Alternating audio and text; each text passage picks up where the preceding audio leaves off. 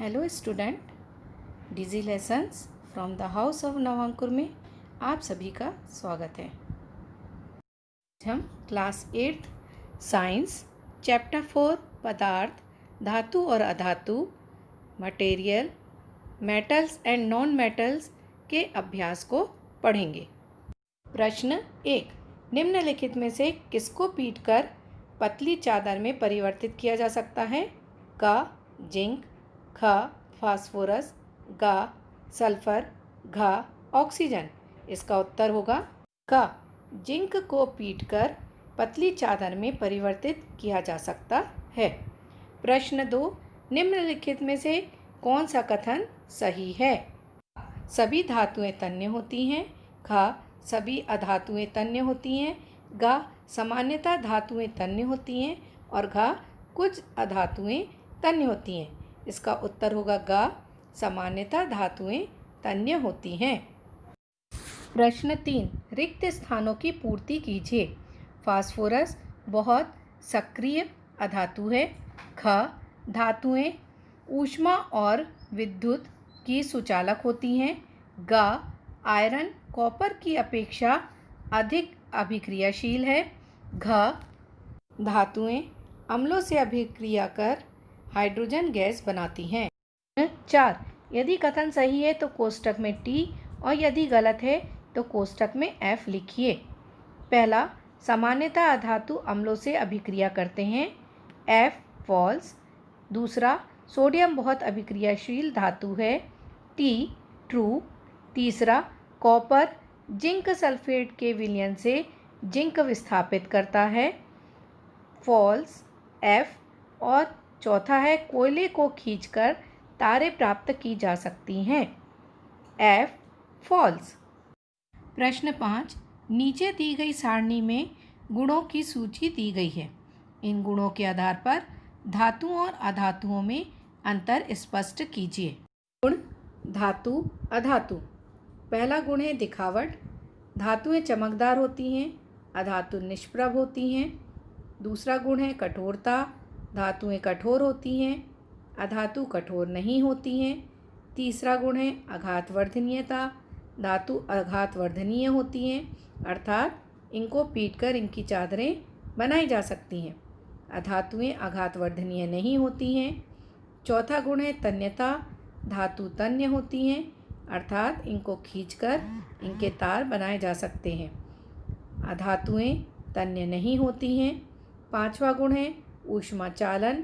धातु सुचालक होती हैं, अधातु कुचालक होती हैं। छठवां गुण है विद्युत चालन। धातु सुचालक होती हैं और अधातु विद्युत की कुचालक होती हैं। प्रश्न 6, निम्नलिखित के कारण दीजिए। पहला है, एल्यूमीनियम की पन्नी का उपयोग खाद्य सामग्री को लपेटने में किया जाता है। दूसरा, निमज्जन छड़ें इमल्शन रॉड धात्विक पदार्थों से निर्मित होती हैं। तीसरा, कॉपर जिंक को उसके लवण के विलयन से विस्थापित नहीं कर सकता है। चौथा, सोडियम और पोटेशियम को मिट्टी के तेल में रखा जाता है। अब पहला जो हमारे को कारण बताना है, एल्यूमीनियम की पन्नी का उपयोग खाद्य सामग्री को लपेटने में किया जाता है।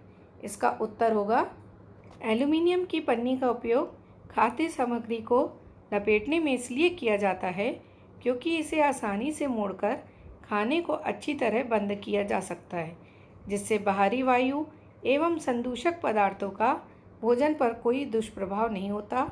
इसमें भोजन सुरक्षित और कुछ देर तक गर्म बना रहता है। दूसरा है, निमज्जन छड़ें इमल्शन रॉड धात्विक पदार्थों से निर्मित होती हैं। इसका उत्तर है, निमज्जन छड़ें धातु से निर्मित होती हैं क्योंकि धातु विद्युत की सुचालक होती हैं और इनमें विद्युत प्रवाह करने पर ये जल्दी गर्म हो जाती हैं। इसका तीसरा प्रश्न है, कॉपर जिंक को उसके लवण के विलयन से विस्थापित नहीं कर सकता। इसका उत्तर होगा, कॉपर जिंक से कम अभिक्रियाशील है धातु है, अतः यह जिंक को उसके लवण के विलयन से विस्थापित नहीं कर सकता। केवल अधिक अभिक्रियाशील धातु ही कम अभिक्रियाशील धातु को विस्थापित कर सकती है। प्रश्न क्रमांक 6 का चौथा प्रश्न होगा, सोडियम और पोटेशियम को मिट्टी के तेल में रखा जाता है। इसका उत्तर होगा, सोडियम और पोटेशियम अत्यधिक क्रियाशील धातुएं हैं और ये ऑक्सीजन और जल के साथ अत्यंत तीव्र अभिक्रिया करती हैं। अभिक्रिया में बहुत अधिक ऊष्मा उत्पन्न होती है, इसलिए सोडियम और पोटेशियम को मिट्टी के तेल में रखा जाता है। प्रश्न 7, क्या आप नींबू के अचार को एल्युमिनियम के पात्रों में रख सकते हैं? स्पष्ट करिए। उत्तर, नहीं। नींबू के अचार को हम एल्युमिनियम के पात्रों में नहीं रख सकते, क्योंकि जब हम कोई अचार आदि इसमें डालते हैं तो वह अभिक्रिया करता है और भोजन या अचार को विषाक्त बना देता है, जिसको खाने से मृत्यु तक हो सकती है। प्रश्न 8, नीचे दी गई सारणी के कॉलम फर्स्ट में कुछ पदार्थ दिए गए हैं, कॉलम सेकंड में उनके कुछ उपयोग दिए गए हैं। कॉलम फर्स्ट के पदार्थों का कॉलम सेकंड में सही मिलान करिए। गोल्ड आभूषण, आयरन मशीनें, एल्युमिनियम खाद्य सामग्री लपेटना, कार्बन ईंधन, कॉपर बिजली के तार और लास्ट है मरकरी थर्मामीटर। प्रश्न 9, क्या होता है जब पहला तनु सल्फ्यूरिक अम्ल कॉपर प्लेट पर डाला जाता है, दूसरा लोहे की कील कॉपर सल्फेट के विलयन में रखी जाती है, तीसरा संबंधित अभिक्रियाओं के शब्द समीकरण लिखिए। उत्तर, पहले का हम उत्तर दे रहे हैं कि जब तनु सल्फ्यूरिक अम्ल को कॉपर प्लेट पर डाला जाता है तो कॉपर सल्फेट बनता है, वह हाइड्रोजन गैस निकलती है। यहाँ पर आप समीकरण देखिए, H2SO4 धन Cu, जो उत्पाद बनते हैं वो है CuSO4 धन H2, यानी तनु सल्फ्यूरिक अम्ल की जब कॉपर से क्रिया होती है तो कॉपर सल्फेट बनता है तथा हाइड्रोजन गैस निकलती है। प्रश्न क्रमांक 9 का दूसरा, लोहे की कील कॉपर सल्फेट के विलयन में रखी जाती है। जब लोहे की कील कॉपर सल्फेट के विलयन में रखी जाती है तो लोहा कॉपर सल्फेट विलयन से कॉपर को विस्थापित कर देता है। इसका रासायनिक समीकरण होगा CuSO4 धन Fe, उत्पाद जो बनते हैं वो FeSO4 धन Cu, यानी कॉपर सल्फेट जब लोहे से क्रिया करता है तो आयरन सल्फेट बनता है तथा कॉपर विस्थापित हो जाता है। प्रश्न 10, सलोनी ने लकड़ी के कोयले का एक जलता हुआ टुकड़ा लिया और उससे उत्सर्जित होने वाली गैस को एक परत नली में इकट्ठा किया। नंबर 1, वह गैस की प्रकृति कैसे ज्ञात करेगी? दूसरा, इस प्रक्रम में होने वाली सभी रासायनिक अभिक्रियाओं के शब्द समीकरण लिखिए। उत्तर, वह इस गैस की जांच निम्न प्रकार करेगी। वह इस गैस को एक नली के माध्यम से चूने के पानी में प्रवाहित करेगी। इससे चूने के पानी का रंग दूधिया हो जाएगा।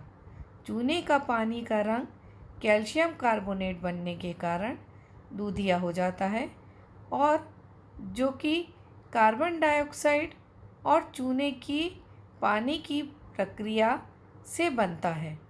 इससे स्पष्ट है कि परत नली में एकत्रित की गई गैस कार्बन डाइऑक्साइड है। प्रश्न 10 का ख, इस प्रक्रम में होने वाली सभी अभिक्रियाओं के शब्द समीकरण लिखिए। CO2 धन CaOH का होल ट्वाइस, जो बनने वाले उत्पाद हैं वो CO3 धन H2O। कार्बन डाइऑक्साइड जब चूने के पानी से क्रिया करती है तो कैल्शियम कार्बोनेट तथा जल बनता है। प्रश्न 11, एक दिन रीता अपनी माँ के साथ आभूषण विक्रेता की दुकान पर गई उसकी माँ ने सुनार को पॉलिश करने हेतु सोने के पुराने आभूषण दिए। अगले दिन जब वह आभूषण वापस लाई तो उन्होंने पाया कि उनका भार कुछ कम हो गया है। क्या आप भार में कमी का कारण बता सकते हैं? इसका उत्तर होगा, सुनार ने आभूषण को पॉलिश करने के लिए सल्फ्यूरिक अम्ल में डाल दिया होगा, जिसके कारण आभूषण से सोने का कुछ अंश इस अम्ल से क्रिया करके विलयन में घुल गया होगा। इस कारण आभूषण के भार में कमी आ गई। इसका रासायनिक समीकरण होगा Au plus H2SO4 AuSO4 plus H2O। सोने की क्रिया जब तनु अम्ल से होती है तो औरम सल्फेट तथा हाइड्रोजन गैस बनती है। इन सभी प्रश्नों के उत्तरों को आप अपनी कॉपी में लिख लीजिए और याद करिए। Thank you.